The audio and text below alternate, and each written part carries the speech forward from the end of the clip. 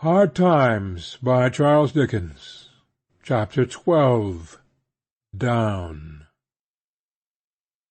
The national dustmen, after entertaining one another with a great many noisy little fights among themselves, had dispersed for the present, and Mr. Gradgrind was at home for the vacation.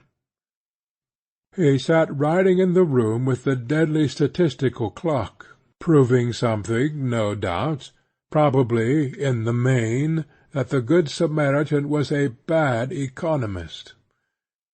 The noise of the rain did not disturb him much, but it attracted his attention sufficiently to make him raise his head sometimes, as if he were rather remonstrating with the elements.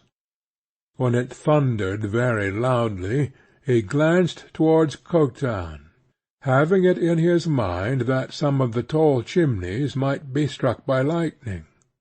The thunder was rolling into distance, and the rain was pouring down like a deluge, when the door of his room opened. He looked round the lamp upon his table, and saw, with amazement, his eldest daughter. "Louisa!" "Father, I want to speak to you." "What is the matter? How strange you look, and, good heaven!" said Mr. Gradgrind, wondering more and more. "Have you come here exposed to this storm?" She put her hands to her dress, as if she hardly knew. "Yes."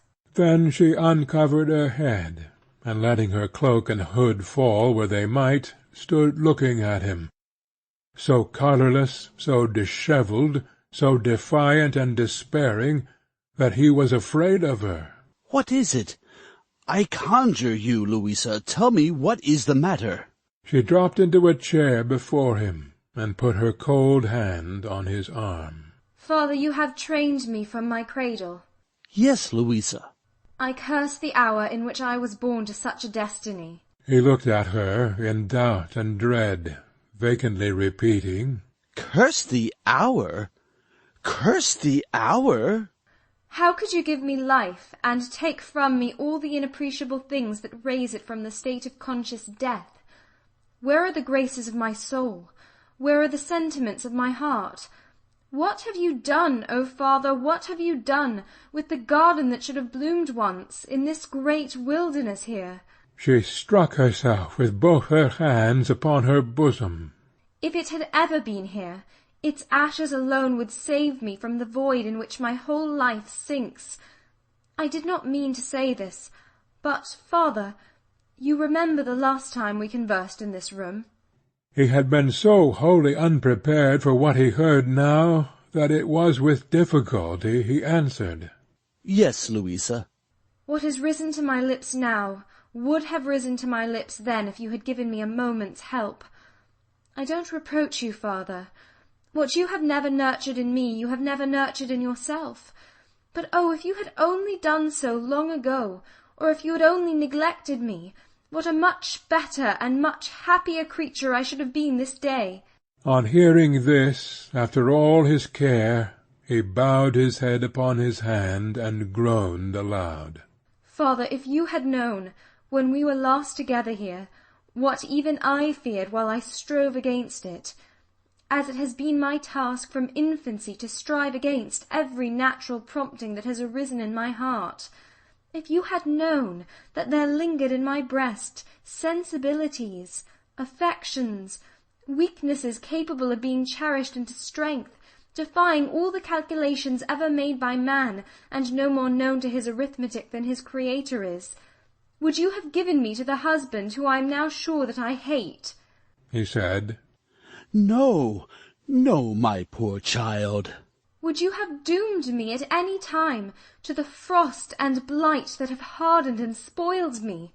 Would you have robbed me, for no one's enrichment, only for the greater desolation of this world, of the immaterial part of my life, the spring and summer of my belief, my refuge from what is sordid and bad in the real things around me, my school in which I should have learned to be more humble and more trusting with them, and to hope in my little sphere to make them better?"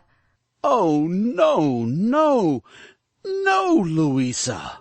Yet, father, if I had been stone blind, if I had groped my way by my sense of touch and had been free, while I knew the shapes and surfaces of things, to exercise my fancy somewhat in regard to them, I should have been 1,000,000 times wiser, happier, more loving, more contented, more innocent and human in all good respects than I am with the eyes I have.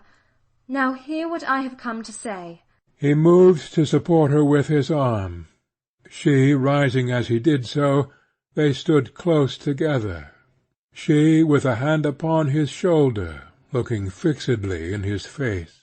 "With a hunger and thirst upon me, father, which have never been for a moment appeased, with an ardent impulse towards some region where rules and figures and definitions were not quite absolute, I have grown up, battling every inch of the way."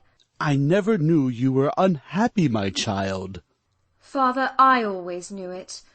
In this strife I have almost repulsed and crushed my better angel into a demon. What I have learned has left me doubting, misbelieving, despising, regretting what I have not learned, and my dismal resource has been to think that life would soon go by, and that nothing in it could be worth the pain and trouble of a contest." "And you so young, Louisa," he said, with pity. "And I so young. In this condition, father, for I show you now, without fear or favour, the ordinary deadened state of my mind as I know it, you proposed my husband to me. I took him. I never made a pretence to him or you that I loved him. I knew, and father, you knew, and he knew that I never did. I was not wholly indifferent, for I had a hope of being pleasant and useful to Tom.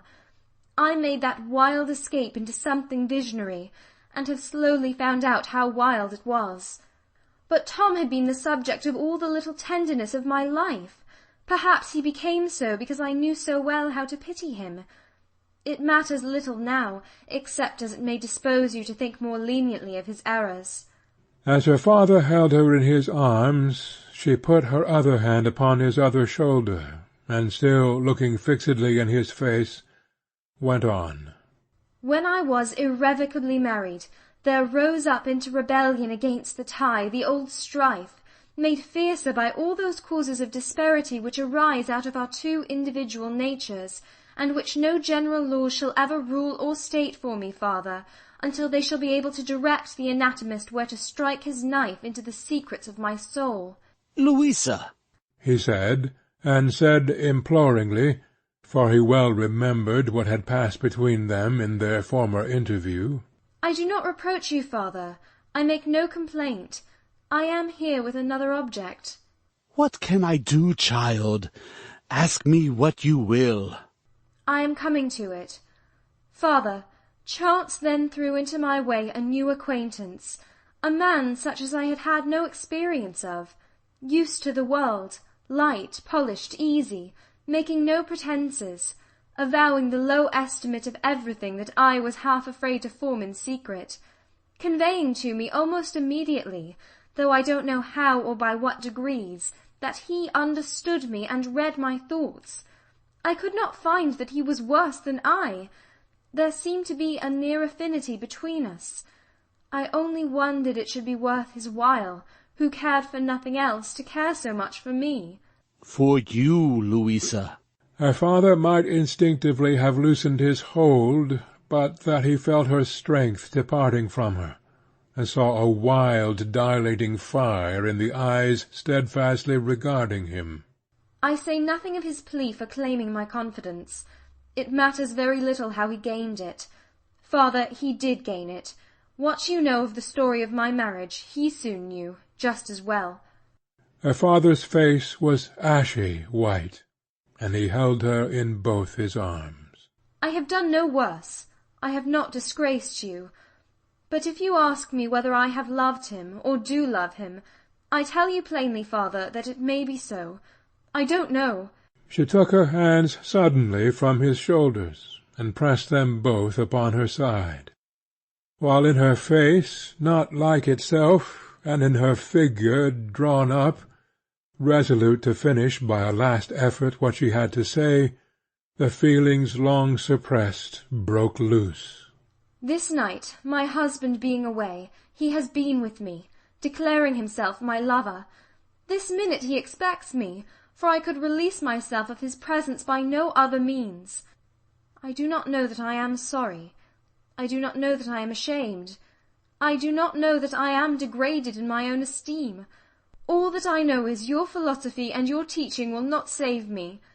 Now, Father, you have brought me to this. Save me by some other means. He tightened his hold in time to prevent her sinking on the floor, but she cried out in a terrible voice, I shall die if you hold me. Let me fall upon the ground. And he laid her down there, and he saw the pride of his heart and the triumph of his system lying an insensible heap at his feet. End of chapter 12. End of book 2.